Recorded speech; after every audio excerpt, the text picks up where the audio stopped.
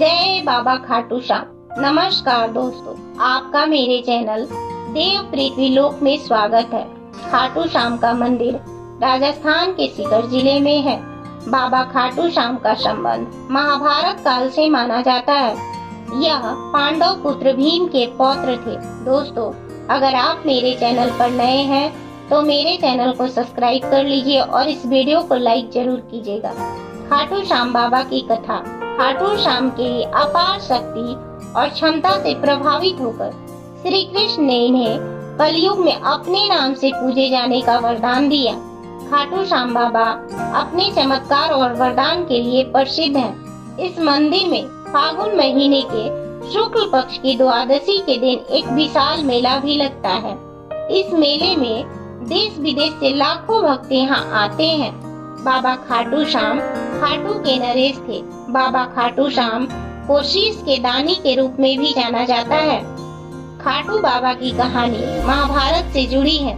जब पांडव वनवास के दौरान विश्राम कर रहे थे, वहाँ एक राक्षस हिडम्ब अपनी बहन हिडिम्बी के साथ रहता था। हिडम्ब को वहाँ मनुष्य का होने का आभास हुआ। हिडम्ब अपनी बहन हिडिम्बी से उन मनुष्यों को मार कर लाने को कहा। जब हिडिम्बी वहाँ पहुँची तो उसने देखा पांडव सो रहे थे, साथ में द्रौपदी भी थी, लेकिन भीम उनकी रक्षा हेतु जाग रहे थे। हिडिम्बी भीम को देखकर मन ही मन उन्हें अपने पति के रूप में मान लिया। जब हिडिम्बी को हिडम्ब के पास पहुँचने में देर हुई, तब हिडम्ब वहाँ पहुँचा। उसने देखा उसकी बहन हिडिम्बी एक सुंदर कन्या के रूप में भीम के पास खड़ी है। तब हिडम्ब उस पर बहुत क्रोधित हुआ और वहाँ से चला गया। हिडिम्बी माता कुंती और युधिष्ठिर से भीम से अपने विवाह के लिए अनुरोध करने लगी। हिडिम्बी ने कहा, मैं भीम को अपने पति के रूप में मान चुकी हूँ। उसके अनुरोध पर भीम और हिडिम्बी का गंधर्व विवाह हुआ। हिडिम्बी गर्भवती हुई और उसने एक महाबलवान पुत्र को जन्म दिया, जो बालक रहित रहा, जिसका नाम घटोत्कच पड़ा। हिडिम्बी भीम से कही, अब मेरा आपके साथ रहने का समय समाप्त हो चुका है। अब मुझे जाना होगा, लेकिन जब भी आपको मेरी आवश्यकता होगी मैं पुनः वापस आ जाऊंगी। और फिर यह बात कहकर वह अपने अभीष्ट स्थान चली गई। घटोत्कच भी सभी को प्रणाम कर उत्तर दिशा में चला गया। श्री कृष्ण के कहने पर घटोत्कच मणिपुर के मृतक की बेटी कामकंडका से गंधर्व विवाह किया। कामकंडका एक बहुत ही सुंदर पुत्र को जन्म दी, जिसका बाल बहुत ही घुंघरैला और सुंदर था। उस बालक का नाम आगे चलकर बार्बरिक रखा गया। बार्बरिक बहुत ही पराक्रमी था। उसने बल की प्राप्ति के लिए देवियों की आराधना की। ऐसा बल प्राप्त किया जिससे तीनों लोक में उसके जैसा कोई बलवान न था। देवियों ने उससे कहा कि तुम इसी स्थान पर रहकर एक ब्राह्मण की प्रतीक्षा करो, उनसे मिलकर तुम्हारा कल्याण होगा। देवियों के कहे अनुसार बार्बरिक उसी स्थान पर रहने लगा। तभी वहाँ मगध देश से विजय नामक एक ब्राह्मण वहाँ आए और उसने बार्बरिक से 7 शिवलिंग की पूजा करवाई और साथ ही देवियों की पूजा विद्या के लिए करवाई। ब्राह्मण को स्वप्न में देवी आई और कहा, सिद्ध माता की साधना करे। उस ब्राह्मण ने देवियों की आज्ञा के अनुसार साधना करने लगे। उनकी साधना में विघ्न डालने वाले राक्षसों को बार्बरिक ने मार गिराया।